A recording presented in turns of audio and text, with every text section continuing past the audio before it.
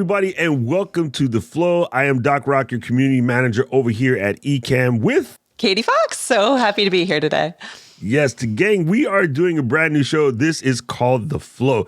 This is the Ecamm official podcast where we show you how to create a podcast using Ecamm, any other software for that matter. But of course, we want you to use Ecamm. And we're going to be talking to you about doing a video-first podcast and how that can benefit you in your business, in promoting your content creation process, in your teachings, your learnings, whatever it is that you're generating your podcast for. We're going to be doing a podcast talking about growing cactuses in a tropical area. No, I'm just joking. Sorry, gardeners. Wait, I think one of our people is really good at gardening. She might know how to do that. I don't. I'm not even going to start to pretend like I know how to grow anything.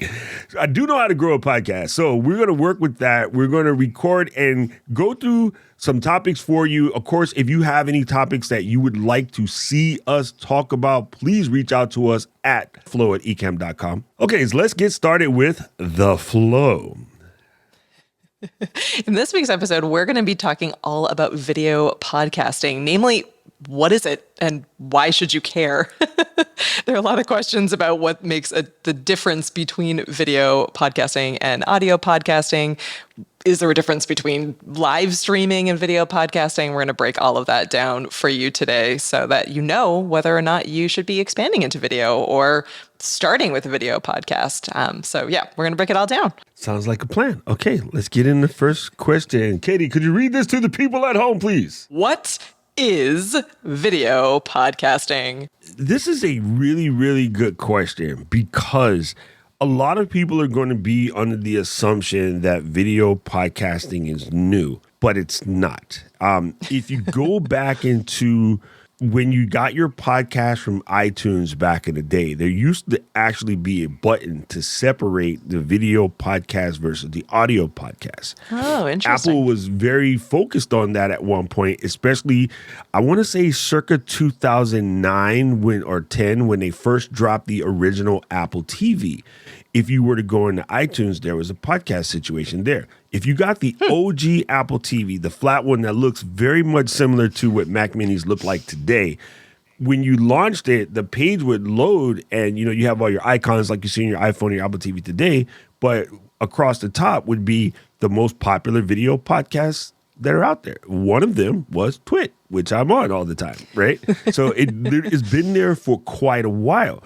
But what Apple realized about the time Serial came about and some of the other podcasts, This American Life, that just broke the mold on podcasting, Pat Flynn, one of our friends. Shout out to Pat. Yep. He had the number one video podcast in the planet, and he was averaging about 7,000 downloads, which seems like a lot. I'm not even going to pretend seems. That is actually a lot, but not actually in a ton. The nature of what it took to become the number one podcast, right? So he was number one in video, but not number one in podcast. And even then, he was getting well over 100,000 downloads on the standard podcast, but like 7,000. Wow. So you were getting, say, less than 10% people that were doing video. Since that time, I want to call it like circa 2014, 15. Since that time, YouTube and others have really brought the video show to the forefront. People that make live streaming software allowed it to be a lot easier to record video podcasts. I don't know who that could be. But no ideas here. When that started, it did allow for video podcasts to start to grow. And of course, most famously, Spotify picking up the Joe Rogan show, and that brought up a lot of attention back to video podcasting. So in reality, in my head, it seems as if the technology caught up to the idea. Yeah. Yeah, it is interesting because it definitely was this space where they were merged and then they kind of separated, and now we're seeing them coming back together again. And I think a lot of the really incredibly popular podcasts that you listen to probably on a regular basis, like the rest of us out there, are starting to think about, oh shoot, we haven't been capturing video, or they've been capturing video, but they've been doing it in a different kind of way where it's, like a special event or a, behind the scenes video coverage. And the audiences are starting to want to engage with them in all of these different ways and be able to actually see them and feel a little bit more part of it. So yeah, it's interesting how it has become they're very different audiences, listeners versus viewers. But yeah, started together, kind of separated, and they're now coming back together. It'll be interesting to see what happens. Yeah, I think so. The main thing to understand is there's not a primary difference between a video podcast and an audio podcast, other than by doing a video focus first. There are some benefits that you get from that, which we will explain really, really quickly. And then I just want to let you know that, for instance, our particular podcast host, which is Captivate, they don't actually support video podcasts, but we wanted to use them anyway because of the many advantages that they had. But there are many of them out there that do support video podcasts, and you just upload your video and it will take care of the rest.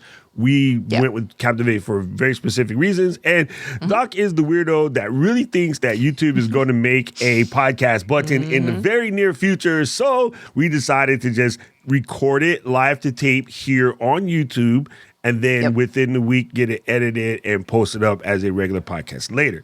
Yeah. Well, this plays to our strengths, and again, really is the focus of why we wanted to do a show called The Flow, and we wanted to really think through what those workflows are. We, at Ecamm, we've been preaching for the last, few years now, if not more, that if you can really think through this live to tape mentality, if you build the content and start with video, and you're starting with live streaming in many cases, you're able to pick up a ton of different kinds of audiences, and you're able to use that content in a lot of different ways that, you're doing the work once and you're able to do a ton with that versus recording a video and then, having to edit that and then being like, oh, now I need to record the audio only podcast version of it. Oh, now I need to write a blog post. Oh, now I need to, do all of these different steps. If you can get into the habit, into the flow, if you can get into the flow of starting live and doing this live to tape, or even, starting with a recorded video, but video first, you'll be done. You won't need to do a ton of other editing on the other side.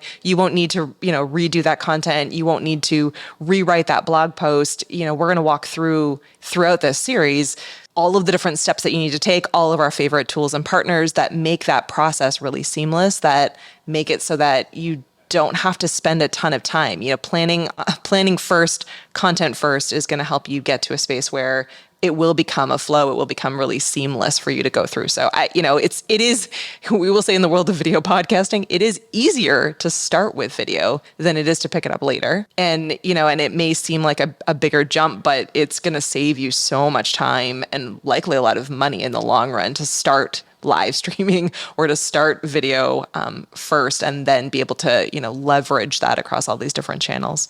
Absolutely. That was one of the things that Leo had always set up for us when we were doing Twit, is that recording it on a Tuesday as a live video, it gave the community a chance to build around your podcast. One of the hardest things about making a podcast grow is building a community around it. By doing a live show first, that's much easier to build community, because as I can see in the comments here, we're already getting questions that once we break into the after show or the QA or however you want to set your show up, we can fully answer those right now. They don't have to wait until the podcast comes out. We check all the emails, and then 3 shows later, we fit it in where we can answer their question. We can get their questions answered right now.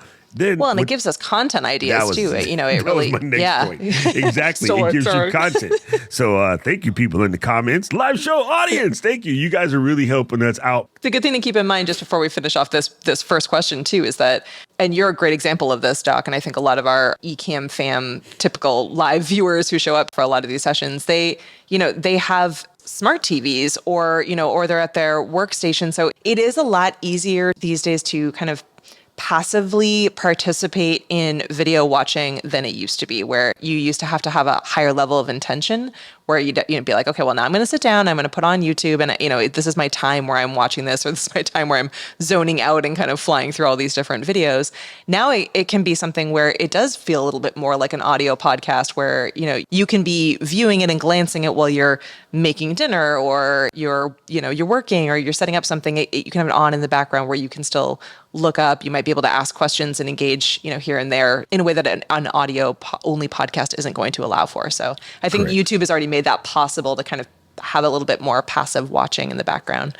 I don't know if they still sell these things, but there used to be a company called Chef Sleeves, and they made sleeves that went over your iPad. It's basically like sticking your iPad in a Ziploc bag, but it was easier to Yeah, see. exactly. Yep. And Yep. I used to always stick my iPad in there and be sitting there cooking and fully, checking out the show. Like I'm watching, Renee and Andy wax rhapsodically about new Apple chips or whatever while I'm making potato chips. It was just kind of a weird thing. And so, yeah, you're right. Much easier to consume while you're doing something else these days. And so, yeah, very, very good point. Let's jump into point 2 real quick. Katie, if you would read this to the audience at home. Hang on. What makes video podcasting different from live streaming? That, Miss Lady, is a very good question.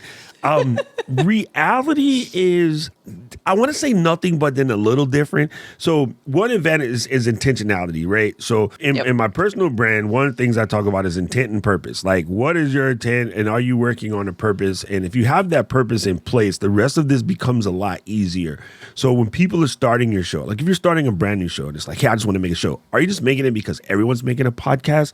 Or do you have a very specific purpose that you are driving towards? If you have a specific purpose you're driving towards, you can set up your intentionality to do sort of like we're doing today. Come in, say hello to everyone, let everybody know the housekeeping rules, record your podcast live, capture questions in the chat as you go along, answer those at the end, and now you can take that middle section that you recorded with, intent to record it and the purpose of putting it back out as a solid piece of content.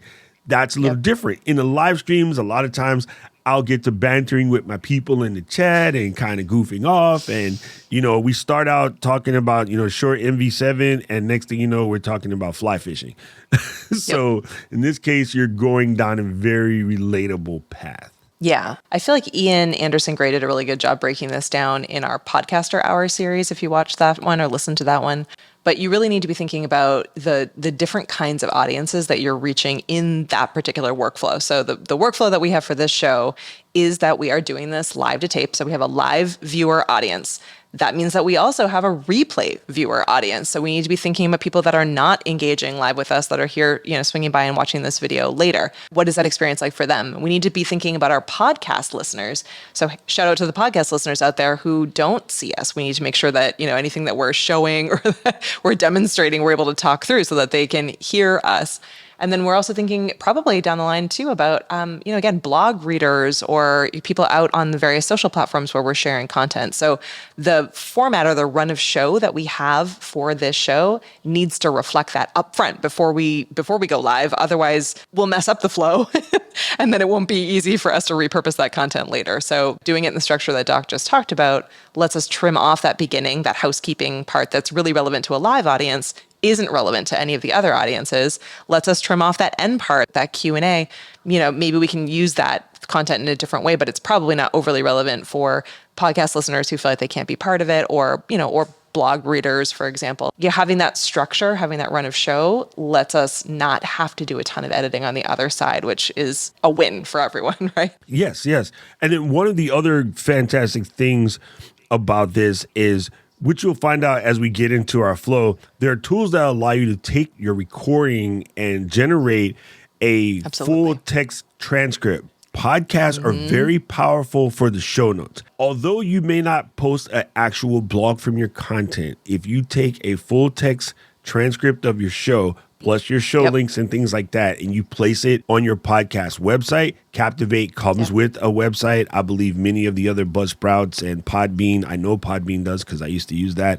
They come with podcast websites. So if you have the plan that allows you to have a podcast website, just putting up your show notes alone are giving you tons of SEO value, right? And the thing that's really cool, okay, listen up, folks. This is funny. I just thought about this, so I have to process this in my head. When you are speaking, you speak the way humans speak. Oftentimes when we write the way Mrs. Rosen taught us to write in 12th grade with the cigarette Shout out and Mrs. coffee Rosen. breath. Oh, she was mean to me. She hated me.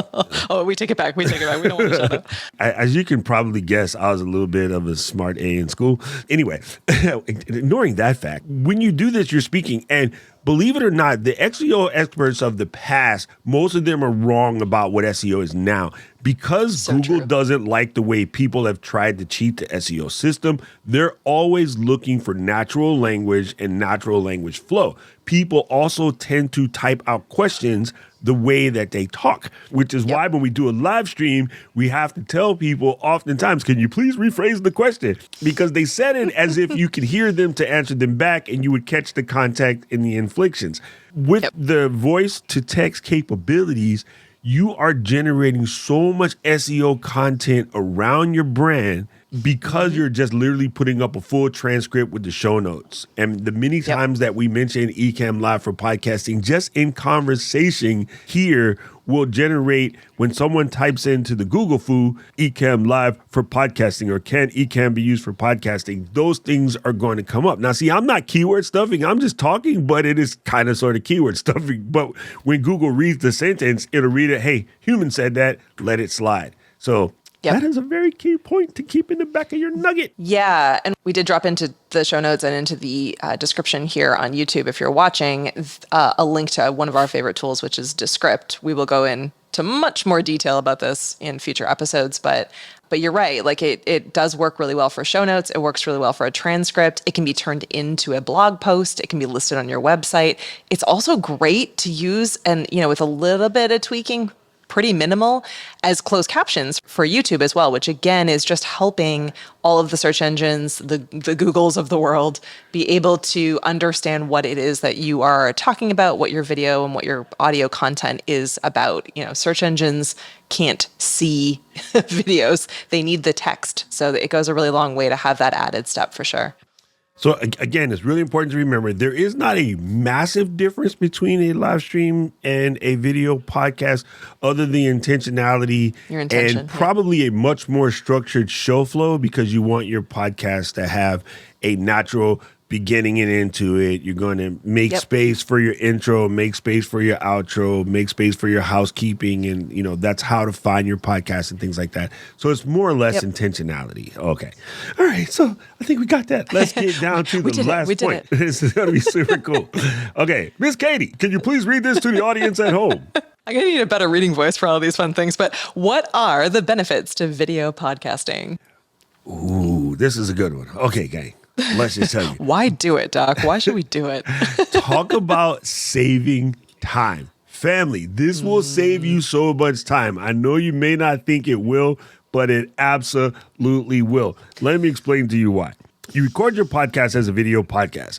You bring it into an application like Descript, and Descript will allow you to edit it right there.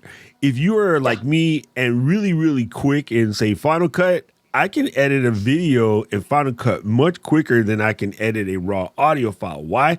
Because I can see. I have context to go with the editing. So if I'm sliding, I'm looking for that place where I know I messed up. All I gotta do is watch the hands come up and be like, holy, or I can see the verbals of the bad words that comes out. A lot of people want to know, like, well, how do you place in a marker? You can put visual markers. So when I go to do a podcast, I can scrub really quickly. I look for that couple seconds hold right here, realize that's a section where I'm going to block out. You can use hand signals. I keep a cloth for the camera nearby. You can just do one of these real quick. In your Stream Deck, you can make a button that pulls up an entire thing that calls in the marker into place. So for instance, I can do something like this real quick. as a Yep. reminder to cut right there.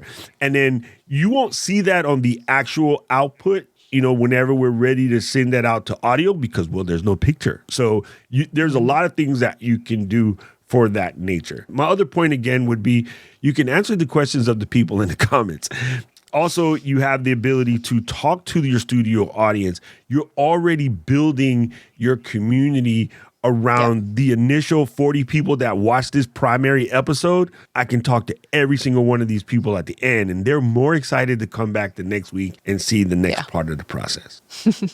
I mean, it just increases your opportunities, right? So, I mean, in addition to saving a ton of time, it's also reaching more people. There are going to be people who are video only people who don't want to listen to a podcast. They're on YouTube or any of these different platforms and they want to be able to see people, they want to participate. And so you're missing out on them if you're audio only. And I do think that at certain points, and I know this even with myself, raise your hand if you're the person who has, listened to a podcast and immediately Google searched what that person looks like, right? Like there is a, right there, there's the fascination in wanting to kind of have that inside look. You feel as though you are spending time with these people. So hopefully you will feel like you're spending time with Doc and I. It'll give, an understanding of who we are as people. People crave that level of connection. So at some point, even if you are in an audio only space, there are people that are going to want to be able to engage with you or see you or get to know you better. So you're missing out on that opportunity if you're not starting with video, and you're certainly missing out if you're not adding it on if you've been at it for a bit. So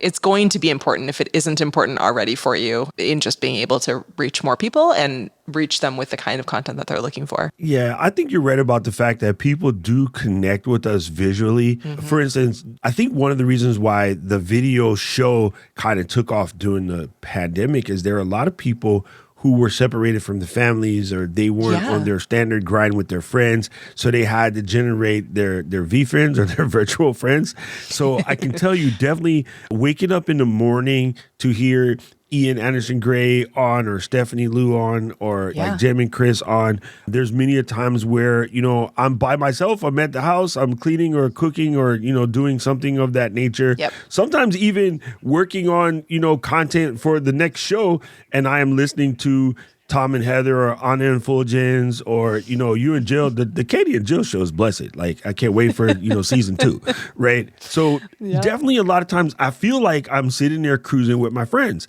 And this is true because I bring this up all the time.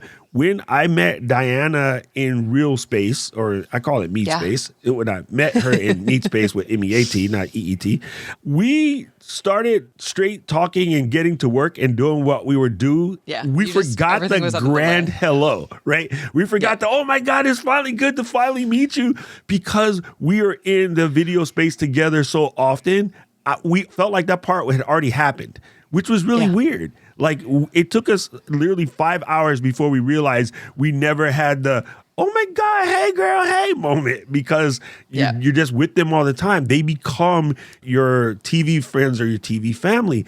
And a lot of conversation has been happening recently around the quote unquote parasocial relationship that you develop with your people. Video does bring that to the table much better. And the last takeaway I have on this is before I went on my vacation to Seattle, Setsko, Karen's mom, she would watch all myriad things on TV. Then I got her a YouTube premium account and TV just went off, right? Here's a 76-year-old lady who is English as a second language who watches YouTube more than regular television. And one she can find her people there, right? She can find her people there, right? She can find other Okinawan people that speak her Okinawan is slightly different from Japanese. I mean, it's sort of like, Puerto Rican Spanish versus, Mexican speaking Spanish versus Dominican speaking Spanish. We all have a different little flair to it, kind of like Massachusetts to Texas. Totally different conversation. Mostly English, but slightly different.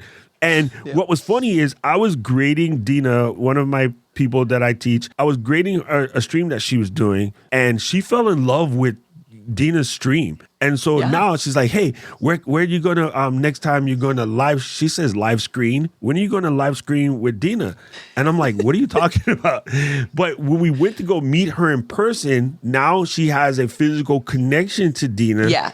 And so when she watches it now, she is yelling at the TV, giving Dina tips in the kitchen or telling her, oh, I didn't know that. Thank you, Dina. And she's having a full conversation with Dina. She's got a relationship. And Dina cannot hear her, but she doesn't know that.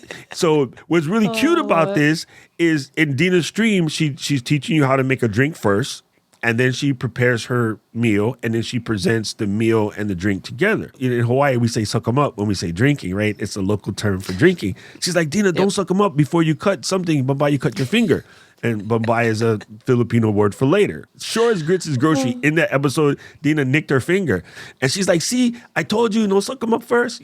Make sure, do your stuff, cook it first and then suck them up later. And it's funny to me. And I'm like, I could make a whole show of just her reacting to someone on the screen. And so you do build that relationship with your people. And so by all means, even if you have a face for radio, do the video, people.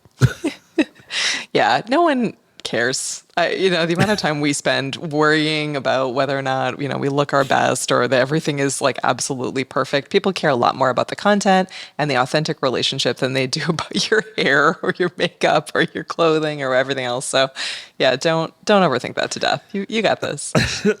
My hair part is on purpose. Except for you, Doc. We're judging everything that you. I'm cool with it, man. I've been judged my whole life. I'm totally down with this. It's funny, but yes, I do think the video process will help you build community faster.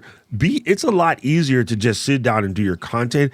Also, I think one that we forgot to mention is right now looking into the chat and seeing all our friends that are here. I'm not talking to myself. When you record a podcast where you're talking to yourself, that is harder. It's easier to talk when you have your friends there and just tell them, okay, people, I am going to flub 80,000 words. I don't know if you know me, but I'm Doc. I am the flub word specialist.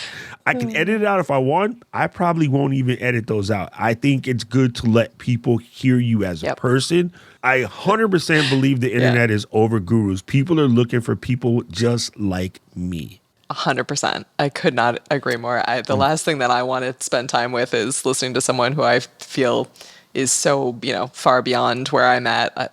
We want people that we can relate to, that we can laugh with and feel ourselves with. Absolutely. I'm scrolling quickly, but the sad part is I don't see any bald fat guys in the chat. So Are we heading into questions? I think we did it. We're about ready to head into questions, people. So if you want to catch the show live, you can catch us. What is that? Tuesdays at 12 p.m. Eastern. It's 9 a.m. Pacific. And it is way too early in the morning Hawaii time. But you're welcome to join us. That's 6 a.m. Hawaii time. Hawaii. Yes. Exactly. So you can catch us Tuesdays for the live show. The live show will be chopped up, edited. It comes out a week later on your podcast. Aggregator is the proper terminology. And on your podcast software app, whatever you have in your phone or your TV or your car even nowadays. Like CarPlay has my podcast app, which is brilliant because I can find out whether the murderer did what they did on True Crime Obsessed, my favorite podcast. I can't believe I admit that. Like, I got that podcast. No, I'm Karen. right there with you. It's right so there with you. It's so good. That is my shameless TV for the week is actually a podcast. So don't forget, every Tuesday we record it live. If you want to be here, be a part of the live studio audience, or you can catch us in your podcast aggregator. So at this point in time, we want to thank you guys for listening to this first episode of The Flow, and we will roll into our studio audience and ask questions. But if you have any questions for us and you're listening to this on the audio format, please send in your questions to flow@ecamm.com. Once again, you can reach us at flow@ecamm.com. Thank you, Katie. And next week, we're going to be talking about the future of podcasting. So whether you join us live or audio only, if you want to learn more about where podcasting is going, be sure to tune in for that episode. Send us questions in advance if you want. If you're, whether you're listening or you're watching live, we'd be happy to take your questions. So flow@ecamm.com.